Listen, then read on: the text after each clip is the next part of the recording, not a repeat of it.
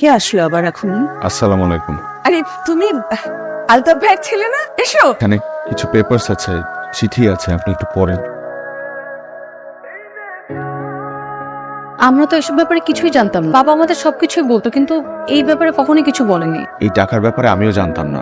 আমার বাবা যখন হাসপাতালে ছিলেন তখন আমাকে এই টাকার ব্যাপারে বলে গেছেন। না, বাবা বলেছে যে এই ফ্ল্যাটটা লোন করে কিনেছে, কিন্তু আমরা জানতাম না যে লোন এখনো শোধ হয়। উনি তো খুব চাপা স্বভাবের ছিলেন, তবে মৃত্যুর আগের দিন কি যেন একটা বলতে চেয়েছিলেন আমাকে, শেষ পর্যন্ত আর বলা হয়নি। আন্টি, আজ আমি উঠি।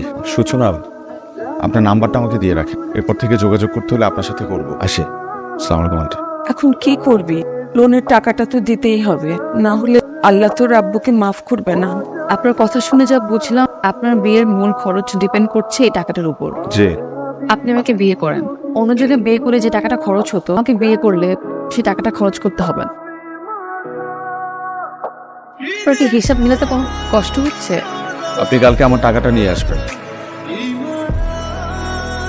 এমন একটা প্রস্তাব তুই কিভাবে দিলি? আমাদের একবার বললিও না। আমি তো কোনো না কোনো সময় বিয়ে করতাম, তাই না? সরি, লেট করে ফেললাম। No problem. সূচনা, আমি আপনাকে একটা অফার করতে চাই।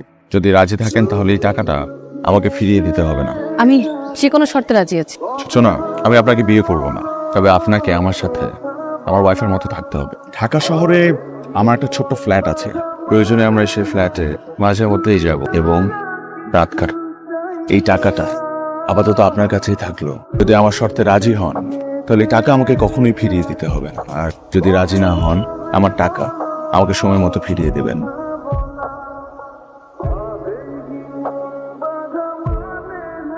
সরি, আজকে আমি একটু দেরি করে ফেললাম। কি ব্যাপার, এত গম্ভীর কেন? কোনো কঠিন সিদ্ধান্ত নিয়েছেন নাকি? ব্যাগে টাকা আছে না ফাঁকা? টাকাটা আমাদের দরকার, তো তাই বলে আপনাদের মতো নোংরা মানুষের কাছে বিক্রি হয়ে যাব? আসলে আমার না আপনার জন্ম নিয়ে সন্দেহ হচ্ছে। আঙ্কেল এত ভালো একজন মানুষ ছিল, তার ঘরে এরকম পশুর মতো একটা ছেলে কিভাবে জন্ম নিয়ে আমি ভেবে পাই না। আপনার যার সাথে বিয়ে ঠিক হবে না কেন, আমি মেয়ে পক্ষের কাছে গিয়ে আপনার আসল চেহারাটা তুলে ধরবো। সূচনা, সেদিন আমি ভীষণ বিরক্ত হয়েছিলাম আপনার প্রস্তাবে। আপনিই বলুন, এভাবে বিয়ে হলে আপনি কখনো সুখে থাকতে পারবেন? এখন বিয়ের মতো একটা পবিত্র সম্পর্ক কিন্তু এভাবে হয় না। তাই গতকালকে আপনাকে শিক্ষা দেবার জন্য বলতে পারেন আমি এমন একটা কুপ্রস্তাব দিয়েছি, সেটার জন্য আমি আন্তরিকভাবে দুঃখিত। আমি আসলেই সরি। আপনি বিয়ের কার্ড দেখে খুশি হন নাই? না, কারণটা জানতে পারি? কারণ আমি যাকে মনে মনে পছন্দ করি তারও শীঘ্রই বিয়ে হয়ে যাবে। বলে ফেলেন।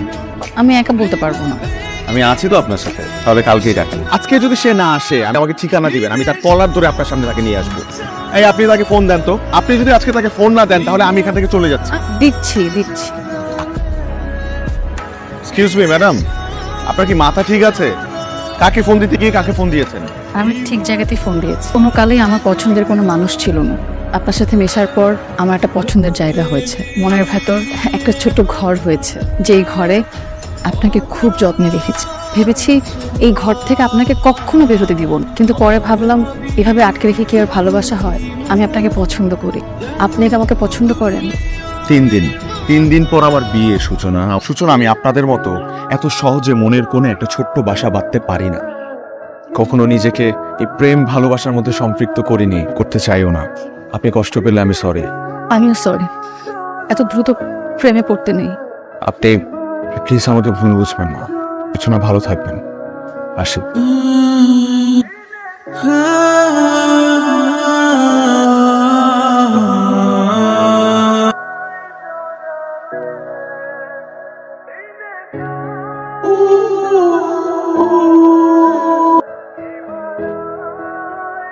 বাইরে কেন? ভেতরে আসুন। হলুদ পাঞ্জাবিতে আপনাকে একদম হিমোর মতো লাগছে। গত কয়েকদিন অনেকবার ফোন দিয়েছি, ধরেননি যে।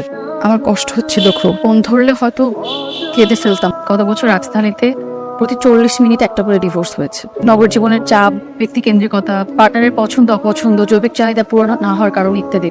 বেশিরভাগ ডিভোর্সই হয় হাজবেন্ডের ফ্যামিলিতে শারীরিক ও মানসিক নির্যাতনের কারণ, যার জন্য ছেলেদের চেয়ে মেয়েরাই বেশি ডিভোর্স আবেদন করে। আপনি আবার ভাববেন না আমি আপনাকে পাওয়ার জন্য ভালোবাসার পক্ষে কথা বলছি। আমি আপনাকে এখনো ভালোবাসি। ভালোবাসার মানুষকে সবাই পায় না। তো বিয়ের জন্য শুভকামনা রইল।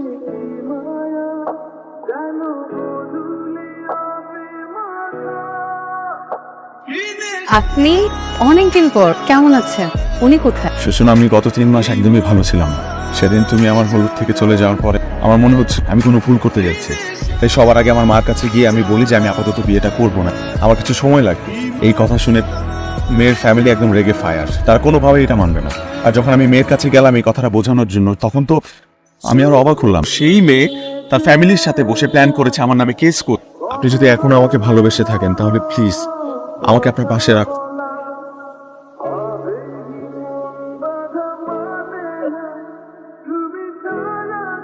কি ভেবেছেন আপনাকে ফেলে চলে যাচ্ছি? জি না,